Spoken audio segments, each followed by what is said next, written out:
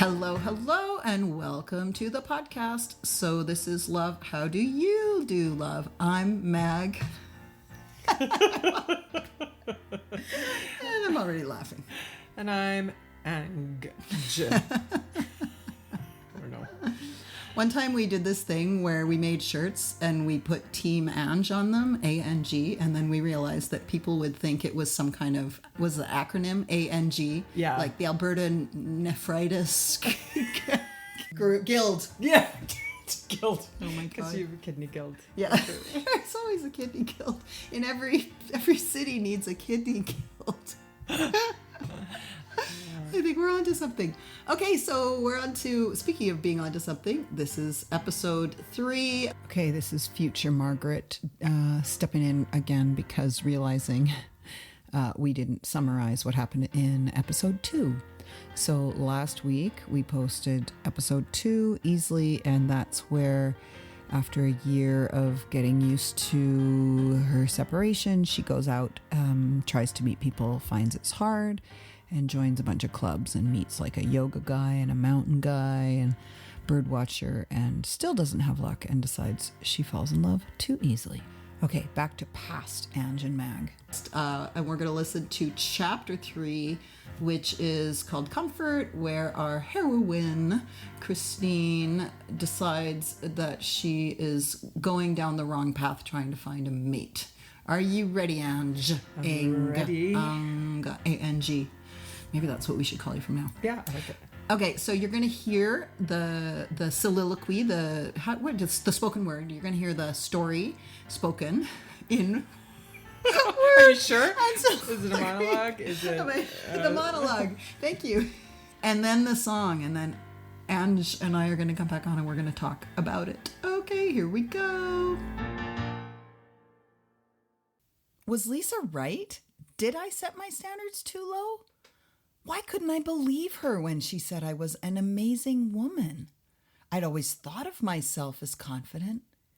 Yet if I was so confident, how come the men I'd chosen didn't really measure up? It's almost like I needed to have someone that made me feel better about myself. This was on my mind when I was scrolling up and down my Facebook wall when I came upon a simple message. Until you truly love yourself, you will not truly love another. I felt naked and exposed, as though the Facebook algorithms had been reading my mind. I had seen messages like this before, but in this moment, it rang true. Maybe I didn't need to find love. I needed to find self-love. I Googled how to love yourself and found a quick and efficient step-by-step guide on WikiHow. Step 1, connect with your spirit.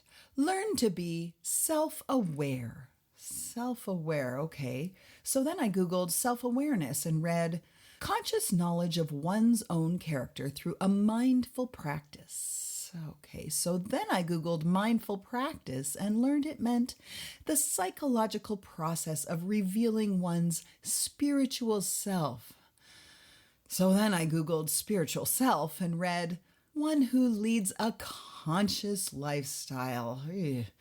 So then I Googled conscious lifestyle and found a promising article that suggested I start by becoming self-aware. Self-aware? I realized I'd come full circle, plus had spent over an hour on my laptop and had come no closer to learning how to love myself any better. I took my quest to the bookstore and was poring through the self-help section, considering titles such as Make Chili for Your Inner Child and Loving Love Lovingly. I settled on the hit bestseller, The Cosmo Girl's Guide to Self-Love. Chapter 1. Look like you love yourself. Part 1. Dress for success with a fresh new fashion or sassy new style. This made sense. I bought some new outfits and even got my hair done. Check. Part 2. Explore your inner vixen with some adventurous new lingerie. Although I blushed at the thought, I wanted to get it right. I found myself at the nearest lingerie store and shyly sidled up to the thong bins. I'd always been quite curious about these things. They'd become popular when I was already 8 years into my marriage and fully committed to my off-white granny fullbacks that were as comfortable as they were practical. I held one up and studied it as it dangled like a few long strands of fettuccine. Why not? I thought. I picked 3 of the most tasteful pairs, still wondering just where that longest fettuccine strand was going to ride on my derriere. I arrived home and tried a pair on. To my surprise, it was not the least bit uncomfortable. Plus, I felt quite attractive, perhaps even a little bit sexy. Later on, I almost pranced into yoga class. I was feeling so good about myself. I was majestically holding warrior pose when I eagerly sought out my reflection in the mirror. To my horror, I could see the entire outline of my thong through my yoga pants, like a thick elastic band tightly wrapped around a tube of fresh mozzarella cheese. I ran to the bathroom, peeled off the thong, and threw it in the trash. I decided I'd rather go freestyle for the rest of the class than suffer the embarrassment of appearing as though my ass had been trussed up like a chicken. I threw the book in the giveaway pile. "You need a life coach," Lisa announced over coffee. "I have a good one. You don't even have to meet her in person. Everything is done online these days, you know." Within a short time, I was on a Zoom session with my new life coach. "Christine, you are simply bored," she concluded. "Just get busy. Stop looking for love and start doing what you love." I was assigned to list 50 activities and hobbies I had never tried but always wanted to. 1 month later, I had tried many things, including kombucha fermenting, Zen garden building, line dancing, pole dancing, and trapeze swinging. But when all was said and done, I simply felt lonelier than ever. I can climb the highest mountain, I can run the longest race, I can ride my bike from here to Timbuktu. I can go alone to movies, I can drive to any place, but I don't feel any better when I do. There's no comfort, there's no comfort. I can call up all my girlfriends, I can hang with all the guys, I can even try a therapist or two. I can start another project, I can listen to a song, but I never find that thing that I can do. There's no comfort, there's no comfort. I can laugh, I can cry, I can find another guy, I can hope, I can wish, I can dream. I can fill up my cup with all things that perk me up, but it never seems to take away that deepest, deepest sadness. I can do a meditation, I can get a deep massage, I can even see my acupuncturist too. I can try a little yoga, I can sequence some qigong, I can even try a self-help workshop too. There's no comfort, there's no comfort.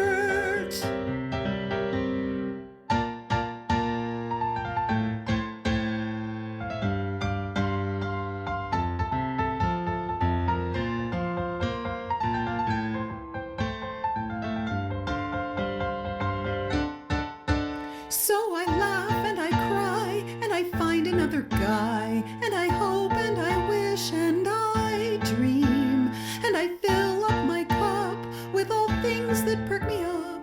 And although it doesn't take away that deepest, deepest sadness, that I realize no matter if I can, because I'm the one who'll find the things that keep me moving forward, and that I will be the one who holds my hand. So there's comfort, there's comfort, there's comfort.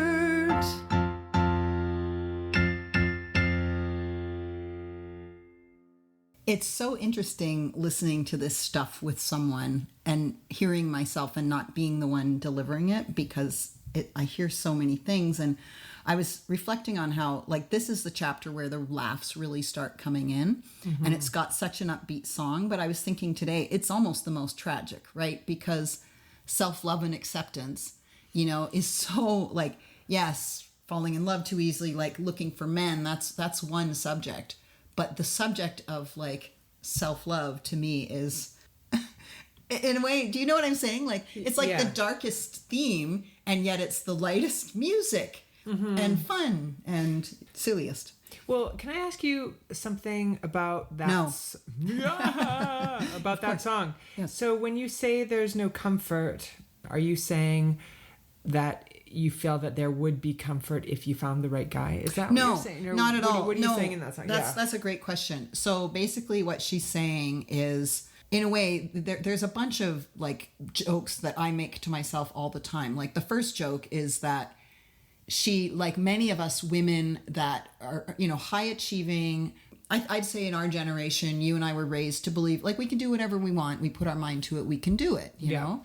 And so what I've noticed about myself with my journey towards self-love and what I've observed in others is, I think we women take it on like we're taking on French lessons. And there's this presumption that we'll figure it out, that we just need to read a few books and talk to the right people. Right. And so really what she's saying is, she spends an hour on her laptop, doesn't get any closer, and then has this ridiculous life coach that tells her to take up some hobbies, which is, there's some truth to that too. Yeah. But the truth is that you can run from it, but you can't hide. Like, it doesn't go away, and there is no comfort. Like, yes, you can do fun and rewarding things, but if you don't do the work, if you don't get into that deeper sense of dissatisfaction, and the turnaround, all the songs have a turnaround at the end. And of course, she does realize that the very fact that she's trying to find things that make her feel better means that she is that person who is looking out for herself and taking care of herself. And ultimately, she is the answer. Right. Okay, great. Thank you for clarifying that. And we're out of time. I think it could be actually taken in many different ways, which is kind of cool. That's the way songs are, right? Yeah, songs and shows, and we all bring our own experiences into these things. I think, the term people talk about projecting, but I don't think it's projecting is so. I just think we can only see what we've experienced and can relate to. Yeah. Exactly. I think it's funny, that term self-love, I don't connect to it, but I connect to self-compassion. Because I feel like beneath self-love, like the first step maybe is self-compassion, and then you can feel like a connection or a tenderness towards yourself. Yeah. I like that you mentioned you don't connect with the term self-love, because it's both ridiculous, but it's also obvious, because, I have these moments where I'll realize that no matter how, say, negative I'm perhaps being with myself, ultimately it's to serve myself, which ultimately is to love yourself. Tell me more about that. So let me think of an example. If I'm thinking, like, I don't know, I don't want to, well, let's say I'm not feeling like going for a walk. Yeah. I don't feel like going for a walk today. I don't want to go for a walk. And I'm like, okay, I'm not going to go for a walk. And then there's a voice going, don't be so lazy. You should go for a walk. You'll feel better. Like, you'll feel better if you go for a walk. But it's also like, there's judgment there. There's negativity there. But ultimately, at the bottom of it, the pursuit is to feel better. Do I feel better by staying in? Do I feel better by going for a walk? And why do I care whether I feel good or not? Because I love myself. Yeah.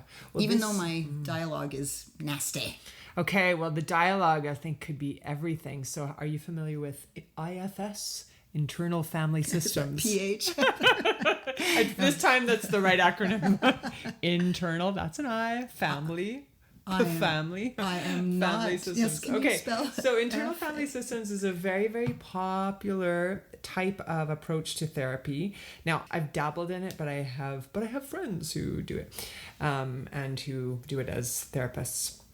So the idea behind it is that we have all of these different parts and some of these parts are protector parts. Some are, God, I wish I had so like internal parts, like our internal dialogue voices. Well, all of these different parts of our psyche, and that if we can figure out like what that part is there are exiled parts. There are, as I say, protector parts, and I haven't read up on it, so I can't tell you a lot about it. But the idea is that as you get to know these parts and why they developed, so they developed to protect you, or they are exiled because you didn't feel comfortable having them. Sorry, yeah. No, I'm understanding what you mean, because yeah. So for example, for you to say that there was a judging part that tells you to go out on your walk. I mean, even though like the ends, maybe you're feeling justify the means, I think maybe not, because maybe there's a way that you could transform those parts or whatever. I don't know what the languaging would be in this system, so that you would still be able to go out and take care of yourself, but you wouldn't have that for sure thing. Absolutely. Yeah, so it's just a really interesting type of therapy that I just haven't really dabbled. I love it. Well, no, and I totally agree. Like I think I'm not saying that is a good way to be self-loving, but I'm saying that I'm not saying good or bad, just something you want to be able to integrate those parts that are saying shit to you. Yes. And not through exiling them, but through understanding why they're doing it. Yes. And loving them. Oh my God. And then they get integrated, and then they don't say, or you don't go on the shit bus. Okay, I'm going to share one of my IFS people now that I'm an expert on IFS. Okay. So there's a show, an old 70s show called, I think it was the year there was no Santa Claus. Did you ever see? You probably would have seen it as a kid. You know those old like animation Rudolph things? Yes. This was the most fucked up. I watched it with my kids. I'd never seen it as a kid that I remembered, and I went like, were these people on acid? Like, it's the most messed up. And there are two characters in it. They're brothers. There's the heat miser, and there's the cold master. He's Mr. Heat Miser. Oh, I didn't realize that was the year there was no Santa Claus. Oh, and he's like, got flames coming out of his head. But there's the other guy that's the cold one. Yes. And he's blue, and he's pointy, and he's mean. I remember he became one of my visions for one of my parts that had the rules and was so mean and cruel and said terrible, mean, cruel things to me. Yeah. And yet at some point along the way, I connected with the realization that character became that way to protect me. That it was there because, the layer upon layer of this stuff, when you start looking into seeking self-compassion, let's call it that, and you go, okay, well, and in a way, in my example with the walk, it's like, I'm just going to give myself a break and not go for a walk. That's being compassionate. Right. But then the layer underneath goes, is it though? Is it? Because when you move your body, you're going to feel better, right? And then it's like, but it might come out as, you're fat and out of shape or whatever, right? Kind of sounds like Christine's friend. That's like. Oh my God. But yes, well, that's probably my I'm sure there's a reason for that voice to sound the way it does. And again, I'm trying to speak in examples, and it's been a really long time since I've used those cruel voices. I can speak of them now because they're so historical. Yeah. Like I've come to understand them. But there's so many layers, and yet at the top layer, there's often that I think we all, our child developing brains. They weren't nice voices. They were whatever the voice needed to be to get there the quickest, I would guess. I mean, those voices are definitely shaped by our upbringing and by maybe just initial connections around specific. Wow, this is really vague. So for example, I remember as a kid playing in the backyard and singing and dancing. And feeling very free. I might have been like 4 or something, quite young. And I remember a neighbor was looking, and I think she was just watching me, but I took it as she was laughing at me.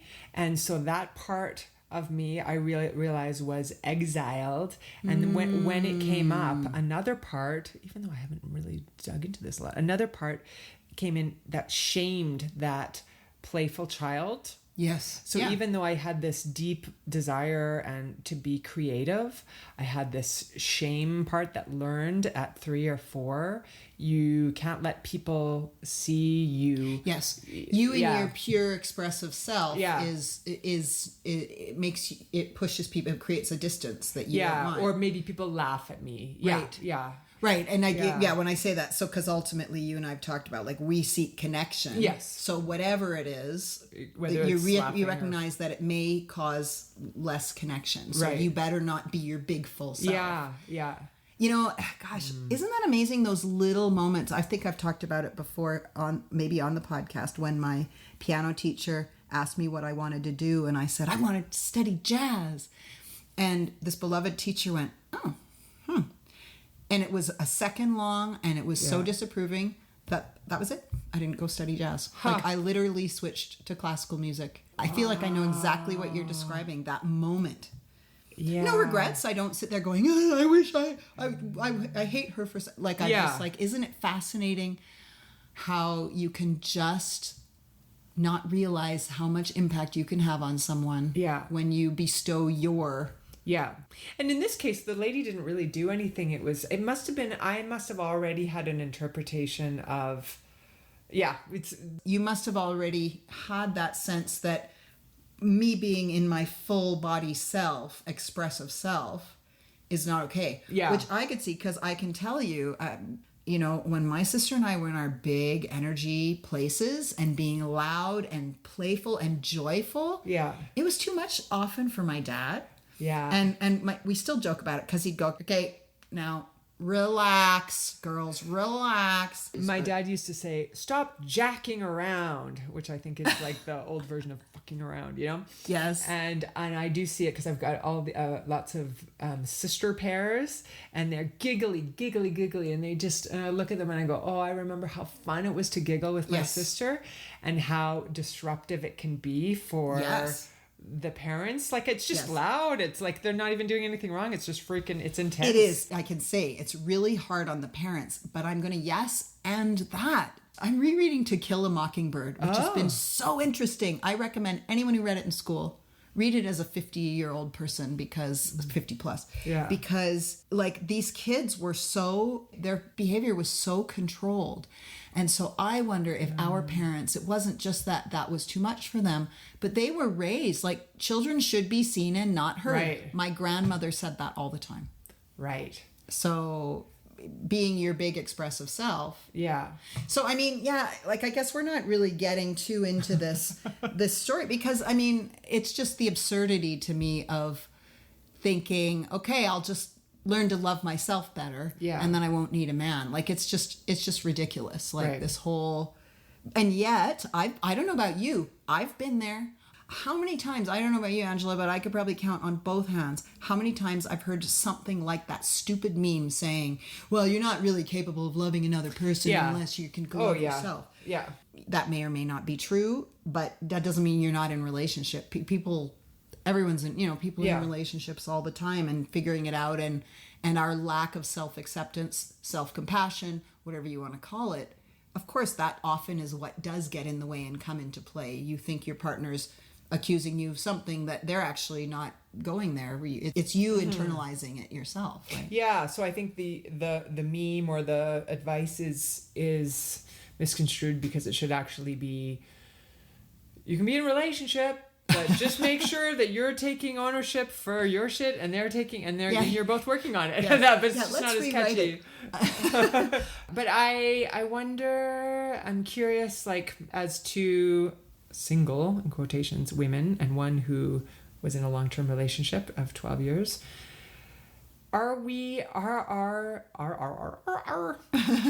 experiences. I've been complimented many times on my seal impression, Angela. You may not know this about me. It's one of my many talents in my early childhood music classes. Yep. I know your seal impression is good. It's just your record stopping that kind of sounds like a seal. I've been working on I know. Now it's No, a I can't. lion, It's, a sea wait, lion. it's a sea lion stopping a record. I have Oh, no that was a idea good what laugh. was I gonna like say. that laugh. Okay, what were you saying? I'm blah, so blah, glad. blah. Okay, so our Okay, so are the women who are in our same age group but married, do they think about self-compassion as much as we seem to? Is it a married not married thing, or is it just a seeker non-seeker type of thing? I almost, you know what, this is neat because this was a question that came up at the end of episode 2 in the feedback. I think you almost just answered the question that we were asking about, is it different for married people? I think that when you're married, you're not asking why you're alone at all, right? So if you're not asking that question, then you're not maybe as worried about the self-improvement. Like we've bought in, I think many of us have bought in that self-improvement of whatever type is going to help us land a man. Right. Whether it's, like, I don't know, hair change in our hair or different look or fashion, or whether it's working on ourselves. I think we do tend to buy into that. Whereas I do think it's a bigger leap for a longtime married person to be seeking self-improvement to answer, they're just not asking the same questions. I think they can have the same level of challenge around self-compassion. Yeah. Absolutely. Yeah, this is where we have to have more listeners. Please call in. Tell us the answer. I'm trying to think of what are some of the ridiculous things I've done, to try and... I go back to that misguided sense of joy, excitement, dopamine hit that you think is self-love.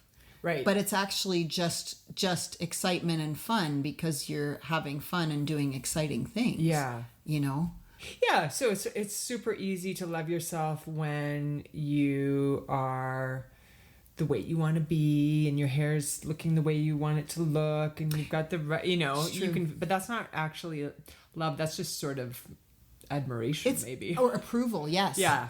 Yeah, at least, so I always go to approval because I so resonate with codependency and the concept of approval-seeking behavior. And I think we just internalize, like, what will gain us approval, which is love. We've misinterpreted approval as love, you know. So I think you hit the nail on the head. But then so many men, I'll just throw this out there, I don't know if you want to keep it or not, but will say, like, I really liked it when in the beginning you showed me you cared about me by wearing these outfits. Well, I did notice that you curled your hair today, Angela. So I put it in is there a reason for that? Were you up early for someone I today, wasn't. Angela? So I slept in these things. Yeah. And it was for myself, just for fun. Well, I want to speak to that voice because I feel like I've made a profound shift that was such a micro shift around this whole subject around love and self-love and how we talk to ourselves. And I think it can be just this tiny adjustment. And maybe our quest for self-love seems too great. Like maybe we think we're supposed to be like at the top of Mount Everest and we need to go through all kinds of trials and tribulation. But could it be as simple as Angela saying, I like how I look when I curl my hair. It's kind of fun to take that extra time before I go to bed tonight, and when I get up tomorrow, I'm gonna have curly hair, and I'm gonna feel good. That's to me a loving gesture. Yeah. And for me, it's you and I talk about eating. I'm pretty open that that's one of my greatest challenges in life is eating, and the game changer for me came when I went, but when I overeat, I feel pain. Right. So learning to be mindful when I eat isn't me trying to be cruel and like you're too heavy or you don't have control or, you pick whatever that is. Yeah. But that just voice of going, no, I actually just don't want to feel shitty. Right. Or I don't want to drink because I don't want to feel shitty. That to me is a loving voice. Yeah. And so I could one day curl my hair and put on makeup and a nice outfit because I'm feeling playful and creative, and that's one way that I express myself is through my clothes. Or I could feel, and I remember this clearly, getting dressed for a date, this is a long time ago, of somebody that I didn't necessarily feel worthy of. And there was fear, like this sense of adrenaline, but now I know it as fear of, oh my God, I've got to make myself look. So I'm doing the same thing. One is motivated by just playful creativity, expression, and one is by, holy shit, I'm not good enough. I better do this. So I know, I think of like the I'm not good enough things I've done in my lifetime. And it's funny, I was just reflecting this too. I'd never realized this before. So one of my ex-boyfriends, who our relationship ended when he told me he was no longer attracted to my shape. And I know. That was a big deal. And I had gained, not a lot, like maybe 10 pounds. But I was at my height, that changes my look. I still felt like I was a attractive woman, whatever. I've got to be careful. I feel like I have to be careful about how I speak of weight issues. Right, yeah. So I had that guy, and then the next guy I dated or was with for quite a long time would tell me that he wanted me to have a bigger ass, and he wanted me bigger. He wanted me to gain weight and be heavier. And honestly, I wanted to please them both. Honestly, like I was, I think I was pursuing the thinner version of me with the guy who stopped being attracted to my shape the whole time we were together, because I felt like I had disappointed him because I'd changed since we met. And those were my words, right? Yeah. And I probably fed those to him. So maybe it made it easy for him to one day say, oh, by the way, all that stuff you've been worried about all these, this time, it's true. I am no longer attracted to your shape. And then the other guy, I got heavier than I wanted to be and was comfortable being. And I overate. Because, overeating can feel fun at the time because food is so good. Yeah. Yeah. Just losing yourself to become what the other person wants you to become. Yeah. I guess I'll just go back to saying I just remember those early days for me of someone sort of pointing me in the direction of learning more about finding that inner sense of peace. And this was my therapist in the early 2000s introduced me to Byron Katie. Oh, yes. It was in 2008. And I just ate it up. I loved it. And is it true? Yes, the really? work. And it's really brilliant because they do make it seem like if you just do the work, then you're fixed. It was quite a while before I thought I was fixed. Like I really thought I was fixed. I thought I was fixed in a superior way. Yeah. Like that I was better than other people in my life that were perhaps not on that same quote unquote journey. Part of me feels like being more specific because it was the end of my marriage, and I felt like I was so knowledgeable about myself and everyone and life and love, and I had gotten there. Mm-hmm. And I remember when I was getting divorced, it was so stressful and awful. I was so small. I'd lost so much weight. I could eat whatever I wanted, but I didn't feel like eating, and I was teeny tiny. And you know what I would think? I would think, I'm finally embodying my real self that I was meant to be. I was meant to be this 122-pound woman because I've shed my life of all these things and I found self-love. And I can't tell you what bullshit that ended up being. Like, I feel like I'm constantly reminded that, no, I'm not there. And I'm catching myself. No, that wasn't a loving voice. No, that was more judgment. Yeah. So interesting. I have this thought about Byron Katie, and I know a lot of people that I respect. I still love her. I think she's great. Yeah, I'm not dissing on her. No, for sure. It was me that took that information. No, what I'm going to say is that Byron Katie has had plastic surgery. So in her later years, I've wondered about that. She's had a facelift and blah blah blah, and so I guess, as I said before, it could come from I want this to be expression because. For me, who hasn't, completely accepted myself, I would say I spend more time, money, and energy on making myself acceptable in terms of my appearance because I don't feel that. So it's curious to me that a Byron Katie who is a fully realized person, according to many people, would feel that need to have that front of this perfect package. So I'm just curious, is that maybe there's just and as a lot of spiritual teachers will say, there's never an end to your development. So maybe she came up against this part of her ego that needed to be like, we often want our teachers, our female spiritual teachers, to look like angels and look beautiful, and or something like that. I don't know. No, I love what you're saying. Yeah. I have two thoughts on that. Did she get her plastic surgery prior to her? No, after her. So she's had it since Yes. the cockroach walked across her Yes. face. Oh, yes, Okay. yes. And she woke up and became Yeah. enlightened. Okay, so that I was curious about. But, I've thought about that a lot too, because as we've spoken of in the past, I certainly do think about my appearance. Yeah. I joke about my public all the time. I've got to look good for my public, which is, it's ridiculous. I do it to make fun of myself. I struggle with this all the time. If I was truly enlightened and loving myself, couldn't I go out with no makeup on and not worry about what I looked like? And I have to think about that all the time. Because to me, the loving voice is, but I'm not there yet. I'm working on it. And I need to do whatever I need to do to feel good and comfortable when I'm out there, because that's the loving gesture.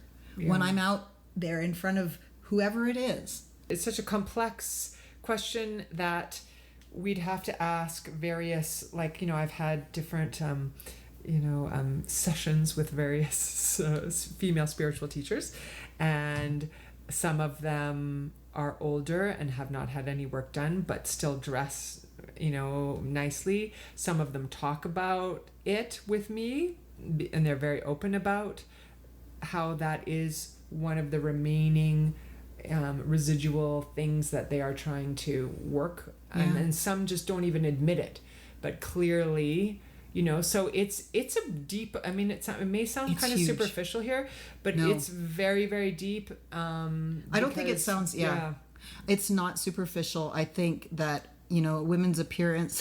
I've been watching The Marvelous Miss Maisel. Oh, okay. I've never Which seen is a 50s woman, and they definitely play up the need for women to look perfect. And remember, you find old Cosmo articles, girls, make sure you put your makeup on before he comes home, and Right. read him in heels, and have your best dress on, and all that Yeah. stuff is real. It hasn't been that long, because men, to me, I do believe that men need the visual to feel the attraction. Yeah. But I do feel like women have misconstrued it and made it into a version that men don't even really care about. Yeah.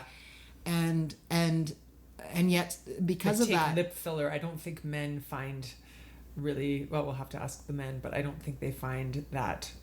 I just heard most men say they find women without makeup more attractive than women with a lot of makeup. Of course, what they think of as no makeup Yeah, is somebody they don't who always has, know. Yeah, they don't I actually had a guy ask me on our meet and greet, or maybe it wasn't on our meet and greet. We were dating for a couple of weeks, maybe even more. And he was like, I need to ask you a question. He's like, because we'd met online. He goes, Yeah. in your profile picture, there's pictures of you without makeup, and there's pictures of you with makeup.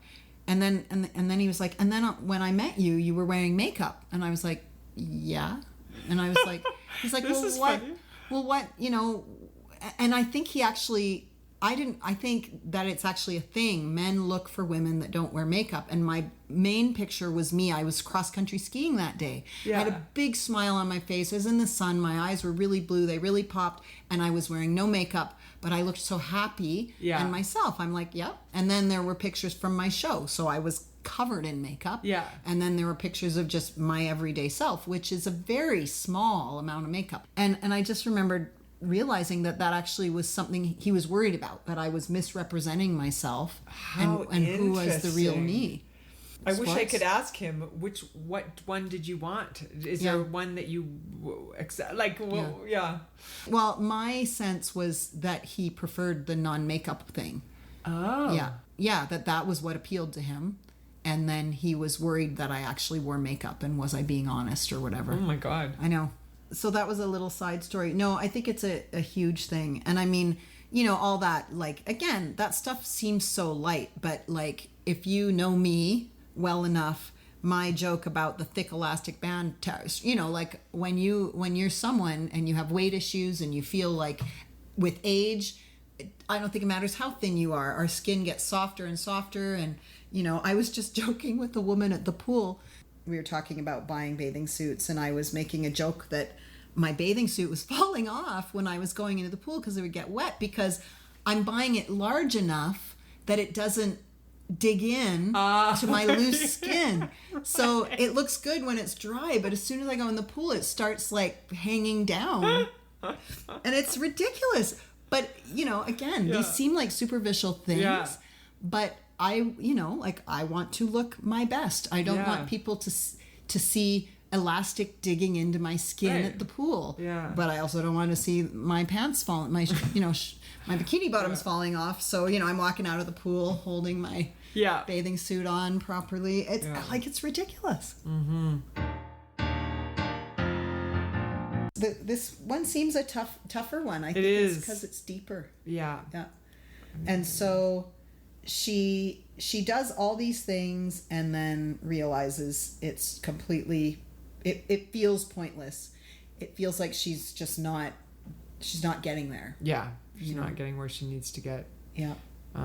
Although many of the things you mentioned would probably be, if you dove into them, if you dove into Qigong or meditation or something like that could, if it were the right fit for you, it could definitely lead to, but it's that idea that it's an instant. I think our idea is that we can instantly come to these insights, like it's like it's time. Like taking a drug. This is the pill I need. Self-love. Okay, right. Check. And I think you're right. I mean I would say that most of the people in my life are in pretty good places around self-compassion, you know, the people I'm close to, and we've all found different things, but we've found things, you know, and that the thing, like I was saying, I had a bit of a cold after my trip, and what brought me back yesterday was my somatics, you know, and it felt great, and I didn't feel like doing it. I didn't do it all week, and I didn't feel like doing it, and I wasn't going to do it last night, and somehow there was that little voice that said, don't watch another episode of Mrs. Maisel until you just do it, and then watch your episode. Yeah. And it changed everything. Yeah. It took away, you know, being grumpy that I got sick while I was on a trip, and it just made me feel again that loving voice came back. Yeah. So we know what we need to do. It's just a matter of don't pick 50 of your favorite things and try and do them and expect an answer right away. But I do think, I mean, you know, I guess that's the message of the song. You seek it, and hopefully you'll find something. And she does at the end. She goes, I found myself. The very fact that I'm seeking comfort means that I am the person that's going to comfort me. Yeah. Yeah. Were you good? Yeah, I think so. I think that's the end. So, Ange, I am really excited because we got our first voice note. Ooh, okay. So I got a voice note from someone who wants to remain anonymous, and so I have changed the voice, and I can't wait. Listen to it now. As someone who has been with their partner for over 16 years now, we met in our early 20s. We were barely 20. I think we have experienced, as many long-term relationships would, many relationships within the one relationship, and listening to the conversation of the two of you having about falling in love too easily and why we do that. Like, my partner and I have done that many times throughout one relationship, and there's just been something that has kept us together all of these years. And maybe it is that deep infatuation that we had when we were 20, and now that we have 2 young kids and we're in our 4th relationship together, maybe, and never having sought relationships elsewhere, never having separated or divorced or anything. We have always lived under the same roof, always slept in the same bed, and always been, to some degree, in some kind of love, but many different versions of ourselves at many different points. His needs and desires outweighed mine. My needs and desires outweighed his. We always found a way to balance it. But yeah, definitely many different versions of love, all within one relationship. I feel like that is what is possible when both people are on a growth journey, because I think we do always change, but some people, when they change, and the other person isn't open to what's changing within their partner. So you both have to be open to what's changing within your partner, I don't know. I haven't done it myself, so I love what she's, well, yeah, because I was listening to it and I was actually kind of feeling envious in a way, because I thought this woman is really, really lucky, because it sounds like he's on board. Like, it sounds like they are working at it. Yeah, yeah. And it sounds like she's saying it hasn't been easy. Yeah. I mean, if they're in their fourth, I love her terminology of like 4 different relationships. Yeah. I'd be curious to, again, let's hear from other long married people. Would you Yeah. agree? You know, I remember over the 12 years feeling like, I guess I'd knew him for 16 years too, that I was getting to know him better and better. Like, I'd think I'd know him and I'd know him better over the years. So, yeah. Anyway, I thought that was pretty cool. Yeah, that is very All cool right. feedback. And then she also had something to say about your Tara Brock information. Okay, so here this comes. I'm just going to interject to set this up a little better. 'Cause in the second chapter, we talked about the expert Tara Brock, who does regular check-ins with her partner. So here's the next part of the voice note.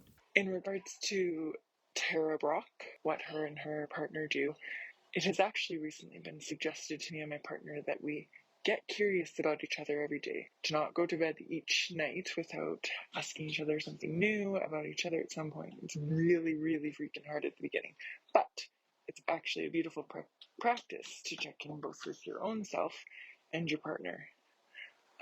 We've totally embraced it, and even though it's not like we do it every day, quote unquote, we do it very often, and it has helped our connection immensely. Well, I think they picked the right partners. 2 people who are open to that. I think that's... Yeah. I remember mentioning that to a long time ago partner. We should have a check-in. And he was like, no, we don't need to have check-ins. That's so, that's like a false way of connecting. But it's just about communication. Well, in the end, there was no communication because... Anyway, right person. I think the point is, and work on your stuff. Like, yeah. I don't advocate for divorce when there are kids involved unless you've really investigated, because I just learned you bring in the same shit in every relationship anyway. Yeah. Whatever you're unhappy with in your first spouse, you're gonna have all the same stuff. And when there are kids involved, like, okay, this is very different, a much spicier comment. And this is a message, so I'm gonna read it. You mentioned open relationships and how they were automatically a deal breaker. While I understand why that might be, I used to think the same. I also now believe that humans were not created to be monogamous sexually. Emotions, feelings, deeper connection, yes, but sex can be just sex. I have been in a happy, open relationship for 8 years. We only love each other, but sometimes things get too vanilla and boring.